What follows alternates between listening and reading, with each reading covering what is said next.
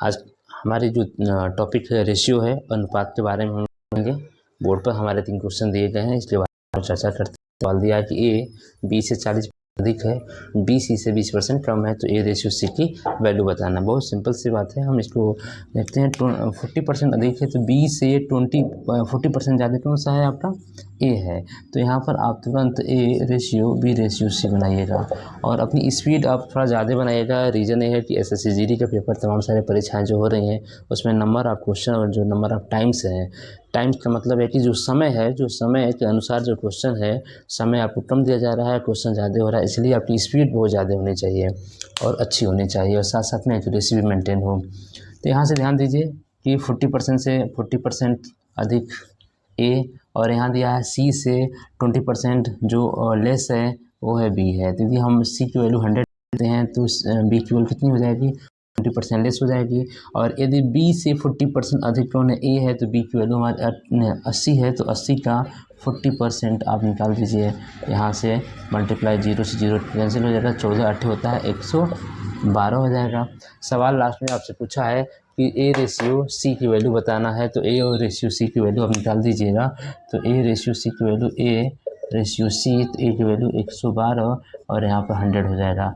अब इसको रेशियो में अब जब बदलेंगे तो 4 से कैंसिल कीजिए, 4 से 25 हो जाएगा और 4 से इसे कैंसिल कीजिए, 4 दूना 8 हो जाएगा, 8 3 बचेगा और 4 8 32 हो जाएगा। तो हमारा फाइनली आंसर क्या मिल जाएगा? 28 संबंधे 25 हो जाएगा। हम बात करते हैं इसका दूसरे सवाल पे कि x की वैल्यू भी 8 है, y की वैल्यू 8 है, तो इसकी वैल्यू हमें बताना है। तो सिंपल सी बात है, यहाँ पर आप x की वैल्यू 8 ले लीजिए, फिर y की वैल्यू भी 8 ले लीजिए और यहाँ पुट कर दीजिए। तो यहाँ जैसे पुट करेंगे तो 8 और 5 कितना हो जाएगा? 13। और जब यहाँ पुट करेंगे तो 8 + 8 कितना हो जाएगा? 16। ये आपका आंसर हो जाएगा।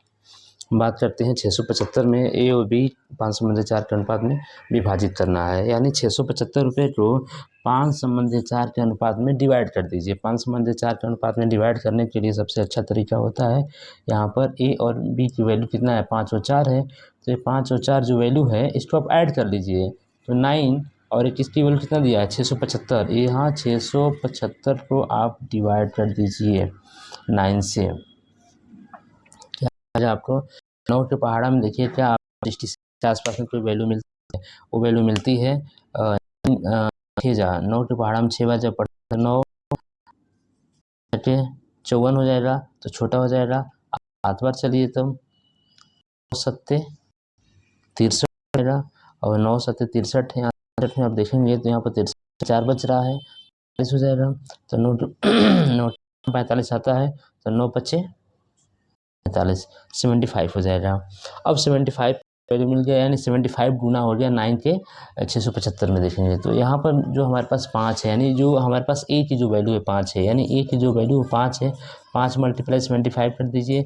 और जो बी की वैल्यू हमारे पास 4 है, 4 × 75 कर दीजिए।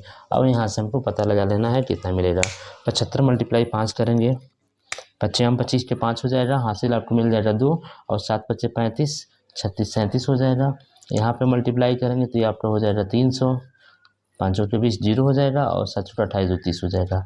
और एक बड़ी खास बात है, दोनों को ऐड करने पर 675 आना भी चाहिए। तो देखिए 3 3 6 675 आ रहा है, तो ये हमारे डिवाइड हो रहे हैं और हमारे आंसर हो जाएंगे। धन्यवाद। हम इसके आगे पढ़ते हैं सवाल नंबर 4।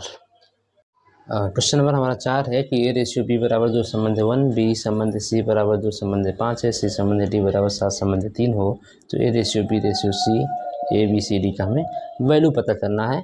और वैल्यू हम निकालते हैं। वैल्यू निकालने के लिए हमें आपको बता दें कि यहाँ पर हमारे पास 2 तरीके हैं। बहुत सिंपल से तरीके से हम आपको समझाने की कोशिश करेंगे कि A ratio B ratio C और रेशियो डी।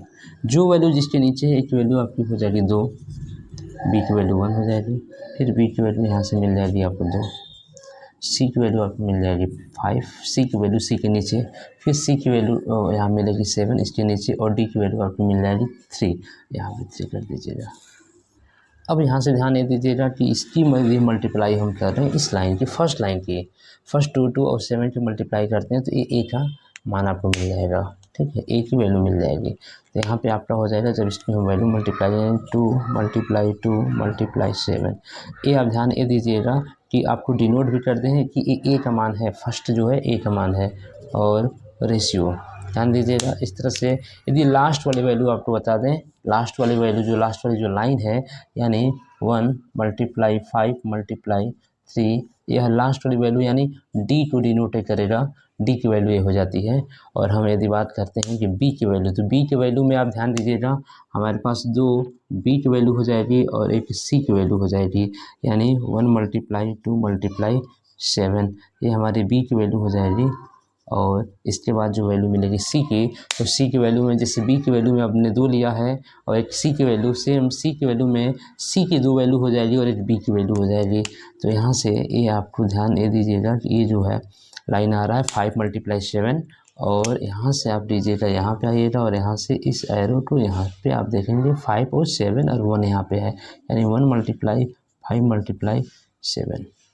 अब सभी संख्याओं में आप एक चीज़ कीजिए, क्या कोई संख्या ऐसी मल्टीपल में है, चारों में जो कैंसिल हो पा रही है। यदि मल्टीपल में है तो आप कैंसिल कीजिए, यदि मल्टीपल में नहीं है तो आप इसको यहीं पर ड्रॉप करेंगे और ABCD का आपकी वैल्यू ये मिल जाएगी। तो देखिए यहाँ पर 2 2 7 है, यहाँ पर 2 7 है, यहाँ 7 है, तो 7 7 यहाँ मल्टीपल में है बट यहाँ पर नहीं है।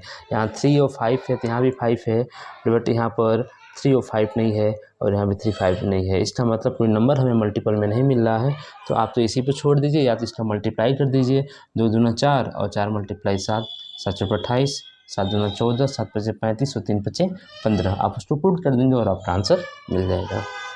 सवाल नंबर जो दूसरा दिया है 5वां नंबर का, कि 2 संख्याएं हैं जो 1:7 के अनुपात में है, जो इनका जो एडिशन है कितना है 240 है, यानी इन दोनों की जो वैल्यू है 240 के बराबर है। 3 + 1 कितना हो जाएगा 4, 4 बराबर कितना हो जाएगा 240, 4 से कैंसिल कीजिए, तो 4 से 6 के 24 होता है, 60 बार में कैंसिल हो जाएगा। पूछा है छोटी संख्या बताइए, छोटी संख्या पूछा है, 1 × 60 कर दीजिए, बराबर कितना हो जाएगा 60 हो जाएगा, आपका ये आंसर हो जाएगा।